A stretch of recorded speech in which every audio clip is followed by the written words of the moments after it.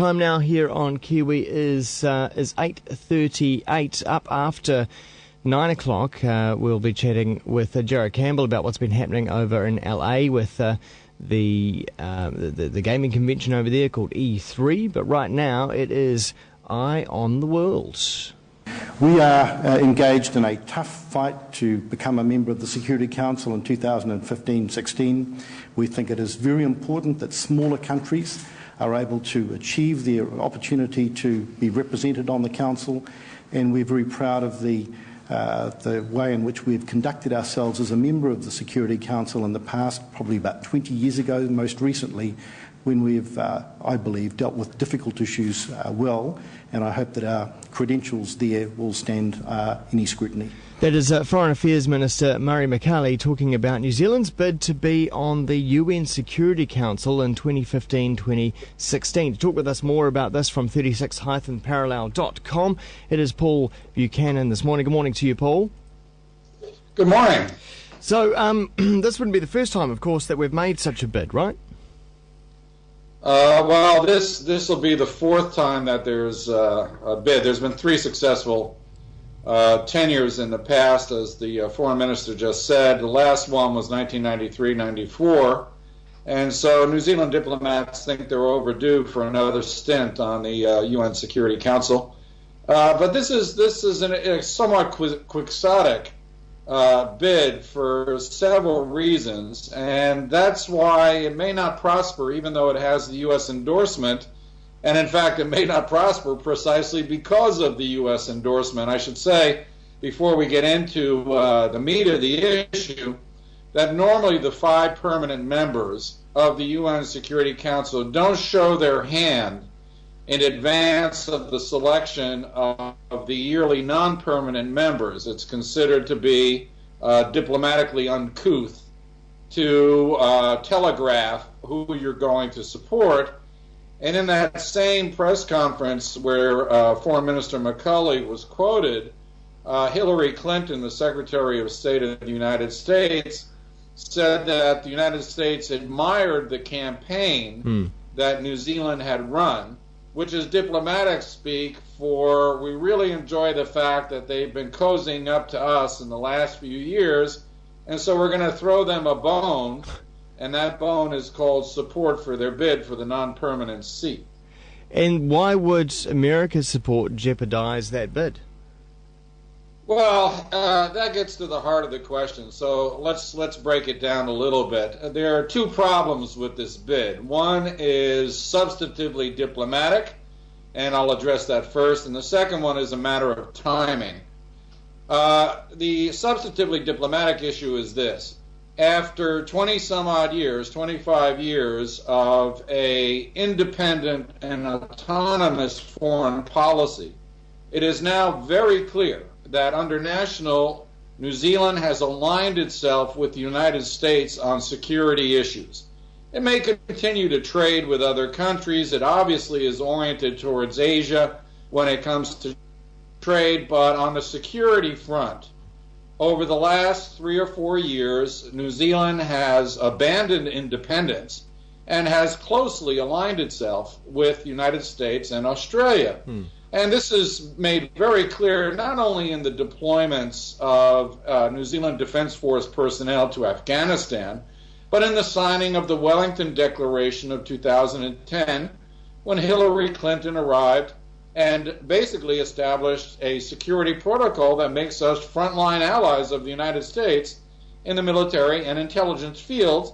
And that, of course, has now been followed up with exercises. We have Marines on New Zealand shore as I speak, and we've sent the frigate Te Kaha up to the waters off of Hawaii to participate in something known as the RIMPAC exercise, which is a multinational exercise organized by the United States that involves the fleets of countries from around the Pacific, and to which New Zealand had not been invited for 25 years. Well, now we're literally back on board. So I say all of that because New Zealand is seen as an ally of the United States, and quite frankly, there are members of the UN Security Council, particularly permanent members, such as China and Russia, who don't necessarily want to see more U.S. allies populating the halls of the Security Council. And then, of course, there are many non-aligned countries. I would say, for example, India, Brazil, many Middle Eastern countries, many Latin American countries who look with suspicion at small countries that attempt to curry favor with the superpowers. So it's by no means assured that the United States endorsement will do New Zealand any good other than get a vote in their favor. And they may get votes from France, they may get votes elsewhere, but it really is a double-edged sword. For every vote they get in favor, there's bound to be votes against, simply because other countries do not want to see the Security Council non-permanent membership populated with allies of the United States. So, apart from a security arrangement with the states, what are the tangible benefits for New Zealand to be even on this council? Well, it's an exercise in soft power. It's an exercise in symbolic power. What you get to do on the Security Council is have a voice in agenda setting when it comes to the security priorities.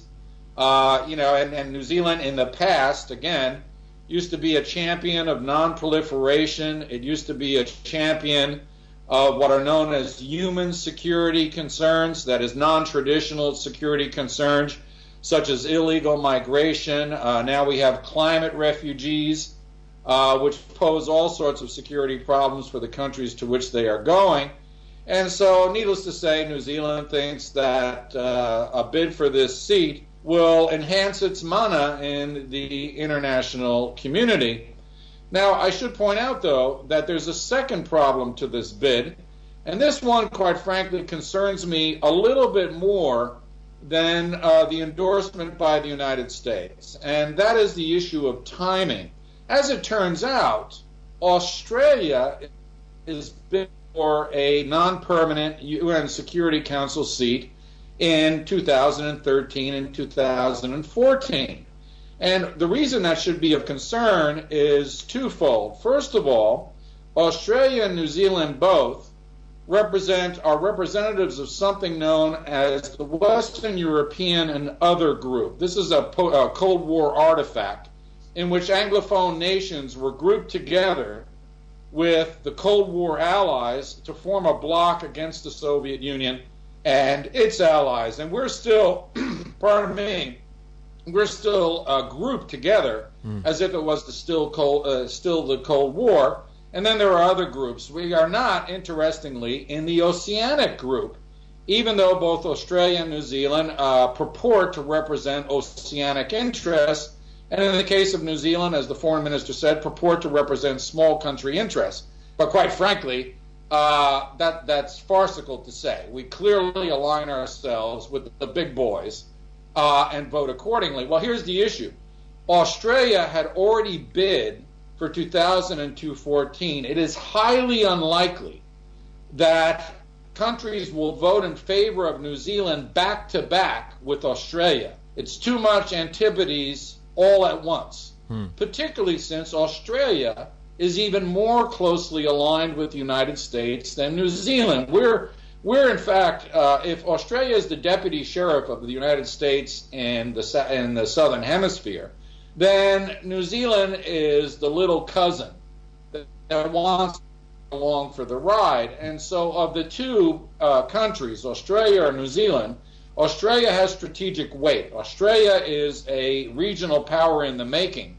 And so they may have an opportunity to press their bid successfully, but if they do so, then New Zealand's chances of having its bid accepted are even less probable, given the fact that even if countries accepted the Australian bid with all their reservations about its close alignment with the United States, then they'd be very reluctant to go ahead and allow New Zealand to piggyback on that bid in the following year.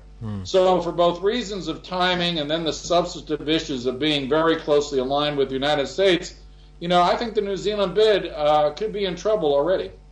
Okay, well, thank you very much, Paul Buchanan, for that analysis. You can find more up at 36-parallel.com, and also this is a video once more also up at livenews.co.nz.